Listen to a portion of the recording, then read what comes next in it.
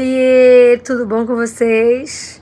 Aqui é Mitzi Nunes e a gente vai começar hoje o nosso primeiro programa de Pijama com a Mitzi. Já esse primeiro vídeo que a gente vai começar essa série, que é um programa muito legal que a gente criou.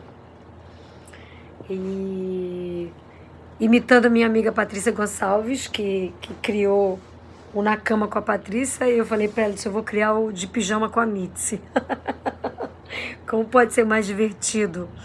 A ideia é assim, sempre que vocês forem dormir, vocês, antes de dormir, assistam o vídeo. Porque esses vídeos eu vou estar falando sobre as ferramentas de Access Consciousness.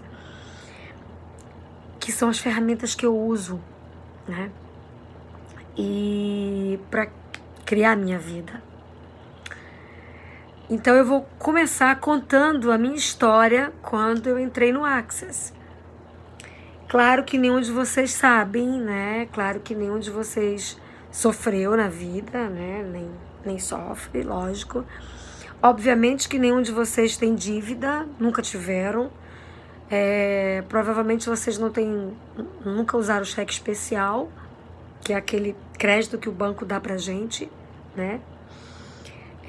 Com toda certeza vocês nunca tiveram brigas com o parceiro ou com a parceira, marido ou esposa, namorado ou namorada, enfim. Nenhum de vocês teve uma separação ou terminou com alguém, né? Uma separação de casamento ou um término com alguém. Somente eu que tive isso tudo. Claro que nenhum de vocês perdeu um ente querido, nem que seja um cachorro, um gatinho, né? Um amigo próximo, um amigo querido, ou alguém que realmente você tenha sofrido. Bom, enfim, por que eu fiz essa brincadeira com vocês, essa pegadinha com vocês? Porque foi exatamente na busca de parar de sofrer que eu cheguei no Access. Eu já tinha passado por várias terapias holísticas. Perdi minha mãe em 2010. Quer dizer, minha mãe deixou o corpo, foi para um outro lugar, para um outro plano, para uma outra existência, para uma outra realidade.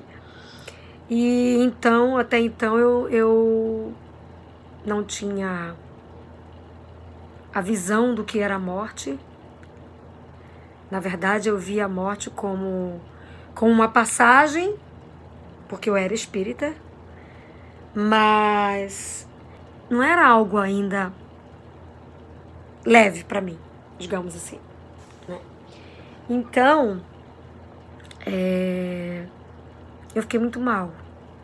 Fiquei muito mal e meu mundo meio que desabou. E 2 anos depois, eu terminei o meu segundo casamento. Na verdade, nós entramos num acordo para que a gente encerrasse a história. E aí a minha vida piorou mais ainda, porque hoje eu tenho clareza do que tudo que aconteceu. Eu tinha pactos com ele, tinha acordos, votos com ele, com a minha mãe. Eu não tinha tido filhos por opção mesmo, né? E, quer dizer, por opção não, porque eu tinha casado a primeira vez e como eu não tinha estabilidade no casamento, né? Ou seja, eu não tinha uma certeza de que no final do mês eu ia ter o dinheirinho para pagar o leite do menino. Vejam que nada disso vocês passam, né? Então eu acabei escolhendo não ter filhos, porque eu não tinha segurança no meu primeiro casamento. Então eu passei 12 anos separada, divorciada do primeiro casamento, e aí meu pai morreu também, quer dizer, escolheu, né, ir para um outro plano antes da minha mãe. E ele me falou assim que quando ele estava na cama, ele disse para mim que eu fui a única filha que não deu neto para ele e que ele não queria morrer sem ter um neto meu. Então aí, mais uma vez, eu acabei me sentindo culpada porque ele ia morrer e não ia ter um neto e eu tinha que parir. Eu tinha que... Percebam o quanto que a gente se enrola o quanto que a gente se limita e traz um monte de crença pra gente, de ponto de vista, né, de trauma e de drama, que não é culpa do meu pai, nem culpa da minha mãe, nem culpa de ninguém. Culpa é o implante. Não é culpa, não há culpados. É essa realidade que te coloca nesse espaço, né? Nesse lugar de que eu fui a única filha que não dei neto, que não dei neto, né? Que, enfim. Então aí meu pai partiu e eu fiquei com essa dor no coração, eu fiquei com essa, digamos assim, com essa incumbência de honrar meu pai, dando um neto para ele mesmo depois que ele partiu. E já que minha mãe estava viva, vou dar para minha mãe, né? E aí eu comecei uma jornada de querer encontrar o pai perfeito. E obviamente que eu não achava, porque eu sempre fui uma pessoa muito crítica, né? Eu sempre fui um coronel, eu sempre fui uma tsunami. Essa figura que vocês veem no vídeo é exatamente quem eu sou, sabe? Eu sou essa pessoa amável, mas eu sou enérgica, sabe? Eu sou não é enérgica, eu sou, como diz o DEM, intensa, né? Quando eu tenho que te dizer as coisas. Eu não tenho meias palavras, eu não fico rodeando.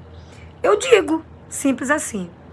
Porque antes eu comecei a me culpar porque eu dizia as coisas e as pessoas ficavam magoadas.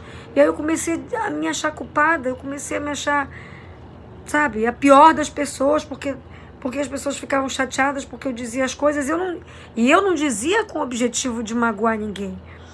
Eu dizia sempre com o objetivo de dizer para a pessoa aquilo que eu achava certo, né? Aquilo que eu via, que eu achava que a pessoa podia fazer para mudar a vida dela. Eu era a salvadora universal, né? A defensora dos fracos e dos comprimidos, dos fracos e dos oprimidos. A minha história de vida é assim, é de muita luta, né? Primeiro que eu nasci de 8 meses. Então eu já nasci antes do tempo, né? Nasci com uma pressa danada, minha mãe estourou a bolsa e eu fui embora, mamãe foi embora comigo, correndo, meu tio dentro de um jipe, saiu correndo para ir para a maternidade, eu saí antes do tempo, super afobada, super apressada, fui a terceira filha, um atrás do outro, então assim, não teve uma, digamos assim, não teve um olhar diferenciado, porque o primeiro foi o homem, o segundo foi uma mulher e a terceira veio uma mulher também em seguida. Então, as minhas roupas eram sempre iguais às das minha irmã. Enfim. E aquilo me revoltou, né? A vida inteira. Então, eu acabei criando uma capa. Estudei no colégio militar, desde os 5 anos de idade, onde a minha professora pegava uma régua de 50 centímetros, a minha professora de jardim, batia na mesa e dizia pra gente calar a boca. Desde os 5 anos de idade até os 15, no colégio militar, né? Tendo hora para entrar, tendo hora para dar o recreio. Quando batia a campainha pra gente sair de uma turma para outra, de uma aula para outra, o inspetor ficava batendo na gente pra gente voltar para dentro da sala, né? Eu cantava o hino nacional toda segunda-feira, só faltava bater continência, mas eu ficava com a mão no peito, então com a mão assim, para poder a gente hastear a bandeira do Brasil, ordem e progresso. Então isso tudo fez a Mitzi virar esse furacão, essa intensidade, ou seja, eu acabei escondendo dentro de mim uma potência que ao longo dos anos eu fui tendo revoltas e revoltas e revoltas.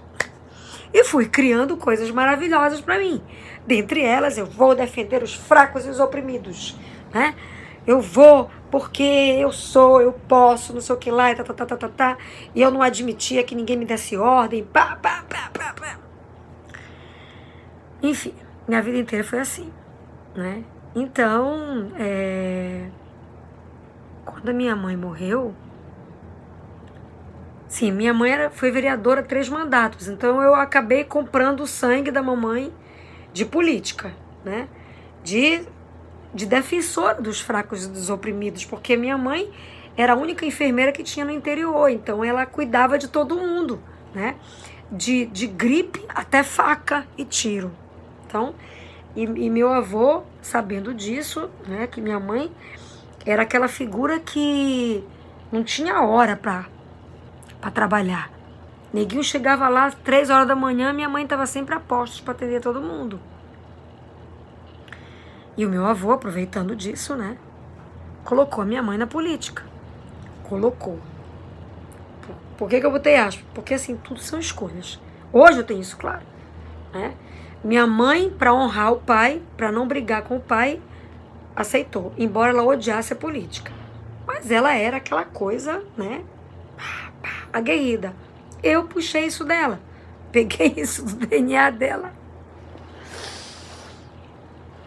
Veja o quanto que a gente pega, né? A gente mimetiza. Isso é um processo de corpo do Access, que você tira essas coisas que você copiou dos seus familiares, dos seus amigos, dos seus colegas de trabalho, do seu marido, da sua esposa, enfim. Então, eu me criei desse jeito. Este ser de luz piscante que quando começa a piscar, bum, explode tudo. E aí, quando a mãe morreu, eu fiquei arrasada, porque a minha mãe é uma grande amiga. Minha mãe é um doce de pessoa, né?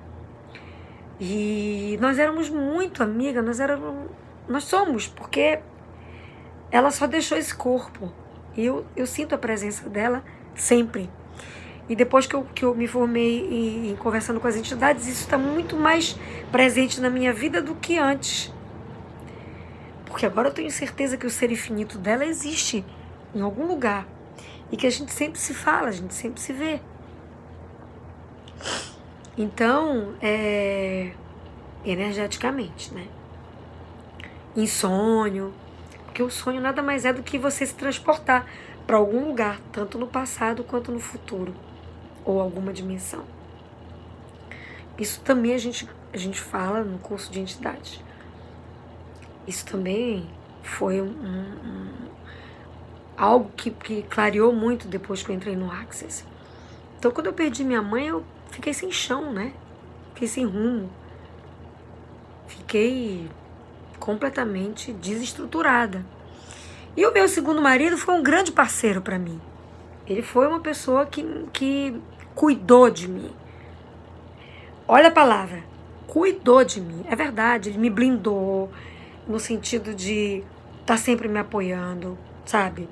De estar comigo o tempo inteiro, de compreender uma série de coisas que se desenrolaram depois da morte da minha mãe, que com certeza muitos de vocês não vivem, né? Que é o inventário.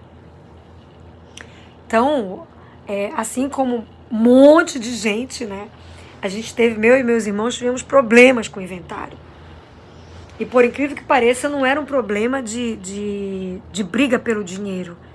E sim a desorganização mesmo e a briga pelo poder de organizar o inventário. Não era minha, mas enfim, o que mais é possível. Isso acabou realmente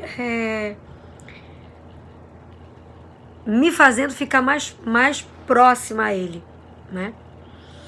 E 2 anos depois que minha mãe faleceu, meu casamento acabou. Que na verdade não é que acabou, é que eu já tinha percebido, nós dois já tínhamos percebido que a coisa já não estava indo, né? Então, houve um acúmulo de situações que me levou a desenvolver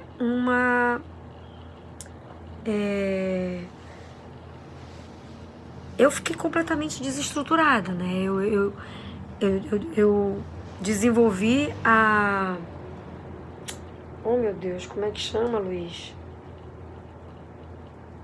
Gente do céu, esqueci o nome. Depressão. Eu desenvolvi uma depressão. E tomei Rivotril, tomei... Valeriana pra mim era drops de hortelã. Porque como ela era um calmante natural, não é, né? Eu vivia com ela no bolso, virava um drop de hortelã. Vivia cheio de valeriana. Ou seja, não deu certo, né? Então eu fui pra terapia, fiz análise com psicóloga. A psicóloga me mandou para o psiquiatra, porque eu não saía de um loop de repetição, querendo entender por que o meu segundo marido não lutava pelo nosso amor. Por quê? Por que ele não vinha atrás de mim? Por quê? Gente, eu tenho que rir hoje, porque assim, isso é um implante tão loucamente grande que voltar no tempo para querer saber o porquê das coisas é você achar que você vai encontrar um erro seu. E caramba, você nunca erra. Você nunca erra. Você sempre faz tudo porque você acredita naquilo que você fez. Então tudo que eu fiz até eu encontrar o Access é porque eu acreditava que era o correto, que era o certo, né? A gente nunca aprendeu a escolher. Nós nunca fomos ensinados, na verdade, a escolher.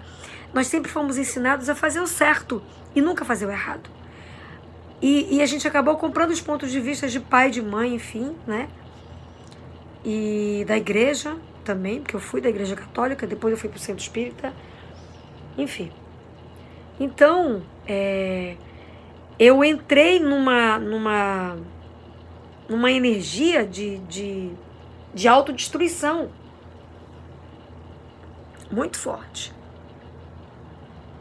E o que isso fez?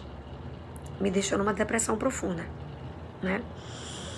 E aí eu comecei, como eu falei pra vocês, tomei medicamento, tarará, e eu fui realmente, com a medicação, eu fui melhorando, mas eu não fiquei parada, né? Eu não fiquei prostrada numa cama.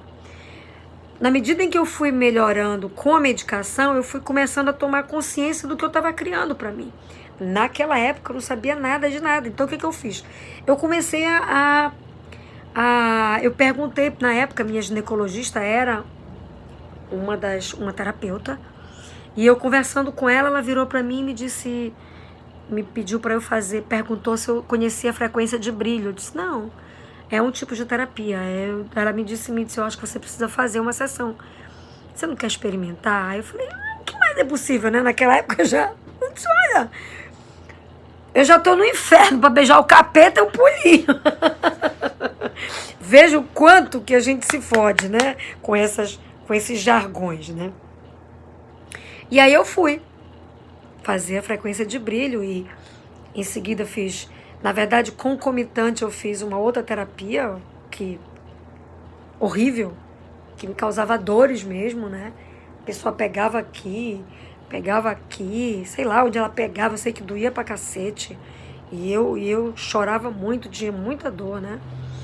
E eu me lembro que depois dessas terapias aí, eu fiquei muito mal, né?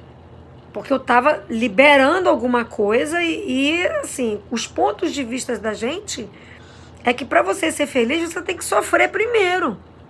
Então, obviamente que eu sofria, não eram as terapias que me faziam sofrer, era eu que sofria, porque era daquela maneira que o meu corpo estava liberando, com muita dor, né? Bom, e aí eu comecei a entrar nas holísticas. E aí fiz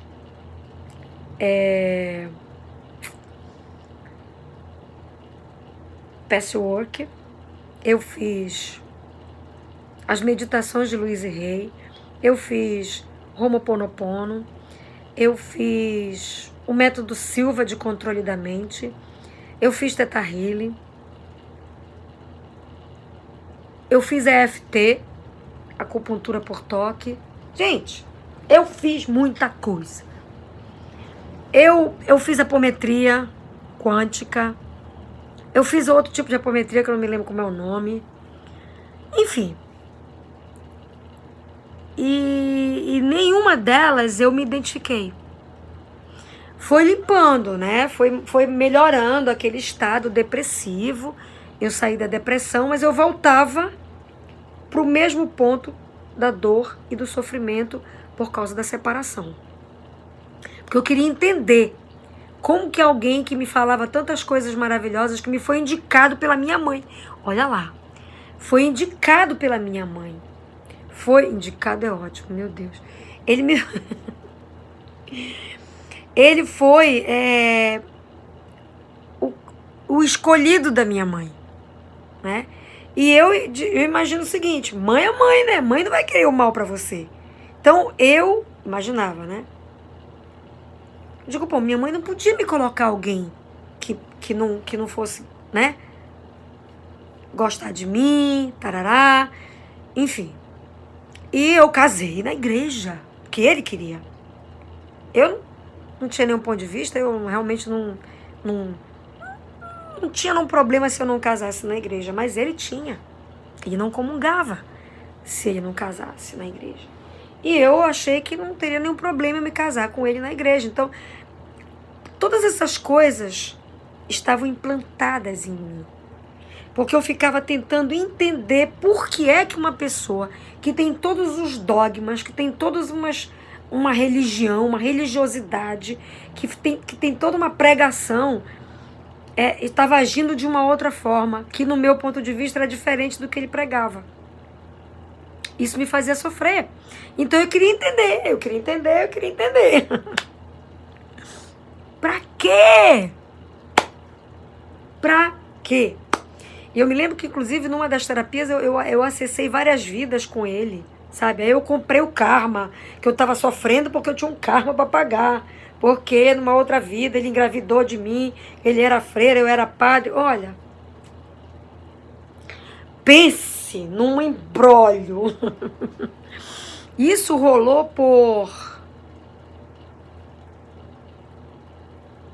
Nossa, tem 7 anos já. Isso rolou por uns 4 anos. 3 anos e meio, mais ou menos, né? Indo para um lado, indo para o outro, tarará, sofrendo, trauma, drama. Até que uma amiga me apresentou não, ela me perguntou se eu conhecia as barras de Axis. Aí eu falei, que isso? Barra de chocolate? É barra de malhação? Ela disse, não, Mitz, é barra de Axis. Barra de acesso. Eu falei, cara, nunca ouvi falar. Ela disse, olha, é uma técnica nova que entrou no Brasil, isso em 2015. Em outubro de 2015. E que tá revolucionando, diz que o negócio é muito bom. Eu ia para o Rio de Janeiro fazer o último curso do Theta Healing. E eu me inscrevi no curso de barras e fiz o meu primeiro curso de barras. E isso foi em outubro de 2015. E eu me lembro que foi a Débora Azevedo, a minha primeira facilitadora. Eu me lembro que a Débora disse assim, se vocês quiserem ser facilitadores de barras, e eu interrompi. Falei, não, esse negócio de dar aula não é comigo não sou professora, né? Eu tava toda cheia de... Porque meu segundo marido é professor. Não quero dar aula, não, muito obrigada. Não. Ela disse, não, mas se vocês quiserem, vocês podem fazer mais 2 cursos com pessoas diferentes. E eu, ignorei. E aí voltei para Belém, única praticante de barras da região norte. Mas eu percebi que já no curso de barras alguma coisa em mim mudou. Eu falei, tem algo diferente. Primeiro que eu passei 3 dias afônica. Depois que eu voltei a falar, eu falei, gente, alguma coisa em mim mudou, existiu uma energia diferente. Eu me olhava no espelho e dizia, caramba, tem algo estranho no reino da Dinamarca. E eu não explicava o que era, mas era uma sensação de paz, momentânea que eu dizia, eu quero mais isso pra mim. E aí eu pedi pra uma amiga, sabe, pra ela trocar comigo. Ela não sabia, nunca tinha feito, então eu fiz ela me garantir que ela não ia fazer isso com ninguém, porque eu me honrava, fui eu que paguei o curso e eu honrava o Access já naquela época. Mas ela super topou e eu com a minha laminazinha de fotos das barras, eu mostrei para ela os pontos onde era e nós trocamos barras durante 1 mês e meio. Toda semana a gente fazia. Ela mudou a vida dela, nunca fez um curso de barras, nunca fez um processo corporal, não mora mais em Belém, casou de novo, foi embora para o sul, mas enfim. E eu, depois de 1 mês e meio, fiz o meu 2º curso de barras e em seguida eu fiz o 3º. E depois que eu fiz o meu 3º curso de barras, eu emendei no fundamento. Isso foi em janeiro de 2016. E é hoje, abril de 2019, eu tô aqui para contar minha história para vocês. Para começar o De Pijama com a Mitzi e dizer para vocês que eu transformei Access Consciousness numa filosofia de vida. Eu durmo, eu acordo, eu sonho, vivendo o acesso à consciência, que é esse conjunto de ferramentas que te empodera a você saber o que você já sabe, ou seja, a você saber o que está dentro de você e que é algo que não se explica, mas que você acessa. Mas que essas crenças, esses julgamentos, esses pontos de vista, tudo que eu coloquei nesses 27 minutos que eu tô com vocês agora, foi tudo eliminado, porque eu olhei pra trás e falei assim, ao invés de eu olhar e dizer assim, puta que pariu, eu errei, sabe, eu errei em ter julgado o cara, porque eu julguei meu 2º marido achando que, sabe, que ele era um canalha, que ele era um covarde, por que que ele fez isso comigo, eu fui enganada. Nunca fui enganada, gente. Nunca fui enganada. Meu corpo me avisava o tempo inteiro. Eu ficava cheia de alergia, empolada, sabe? Quando falava em casamento. Sabe? Mas a minha mãe me ligava e dizia assim, minha filha, ele é um homem maravilhoso, ele é um homem perfeito. Ele é uma pessoa maravilhosa. É sim, mas eu acho que as nossas crenças, os nossos pontos de vista eram diferentes. Não era pra gente ter se juntado, ou se era de uma outra forma. Sei lá, não cabe análise. Hoje, Access me dá esse ponto de vista. Não me cabe analisar. Pra quê? Pra que eu vou fazer uma análise epistemológica, psicológica, sociológica, sabe? Do que foi a minha vida no passado, do porquê que eu fiz isso, do porquê que eu fui a defensora dos frascos e dos comprimidos, sabe? Pra quê? Pra olhar e dizer, tá, por isso que eu agi daquele jeito, sabe? Justificar uma atitude minha pra não cometer novamente a mesma atitude? Que é isso, gente? Isso é culpa. Isso é se sentir culpado. E aí é olhar pra você e achar que você errou, sabe? Então, nunca mais isso na minha vida.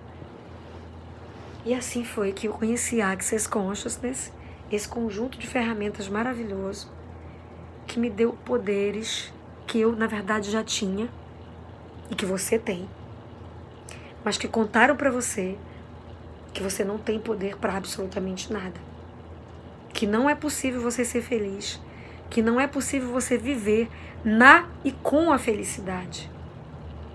24 horas por dia, 7 dias por semana, 30 dias ao mês, 365 dias ao ano. E o que mais é possível? E como podemos nos divertir de pijama com a Mitzi? Tudo que não permita isso, a gente destrói, descria e pode POC nessa porra toda. Então até o próximo de Pijama com a Mitzi, com as ferramentas de Access Consciousness.